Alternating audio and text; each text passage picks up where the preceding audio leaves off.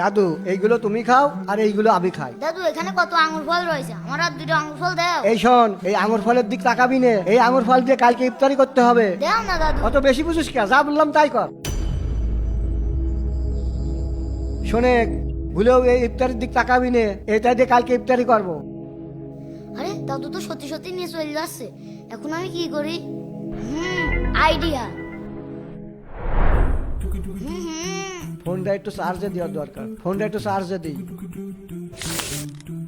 আরে রান্না করে মনে হচ্ছে আব্দুল আল গেল। দাদু দেখার আগে সব কয়টা প্যাকেটে ভরে ফেলা দি, তা না হলে দাদু দেখলি পরে তো সর্বনাশ হয়ে যাবে। আশেপাশে দাদু বাবা দেখছে না তো, না কেউ নেই, এবারই চলে যায় কেনতে। আরে সর্বনাশ, শেষ পর্যন্ত ইফতারি চুরি করলো। ইফতারি নিয়ে কোথায় যায় আমাকে দেখতেই হবে। শোন ভাই, 30টা রোজাই করতে হবে, খাবার খায় আর না খায়। ঠিক আছে ভাই, চেষ্টা করবো ইনশাআল্লাহ। তুমি ইফতারের সময় আমার ভালো ভালো ইফতারি দিবা, আমার সারাদিন রোজা থাকতে অনেক কষ্ট হয়। আচ্ছা ঠিক আছে, দেখবো নে। বন্ধু বন্ধু তোরা এখানে আওয়াল, এ দেখ, আমি তোদের জন্য ইফতারি নিয়ে এসেছি। ইফতারি? হ্যাঁ, আব্দুল আল, তুমি এ কি করছো? দাদু আমাকে মেরো না, মেরো না। এই তুই ইফতারি চুরি করে আনলি কেন? দাদু এই যে আমার বন্ধুরা খুবই গরিব, প্রত্যেকদিন পানি আর শুধু খেজুর দিয়ে ইফতারি করে, এজন্য আমি ইফতারি নিয়ে এসেছি। এ কথা আগে বললে না কেন? দাদু আমি তোমার কাছে যখন ইফতারি চালাম তখন তো তুমি দিলে না, তাই আমি চুরি করতে বাধ্য হয়েছি। সমস্যা নেই দাদু, দাও।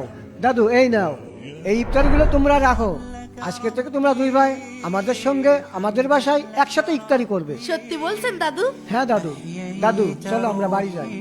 বন্ধুরা আমি কি কাজটি ঠিক করেছি কমেন্টে অবশ্যই জানাবে, আর এই ভিডিওতে 20,000 লাইক চাই।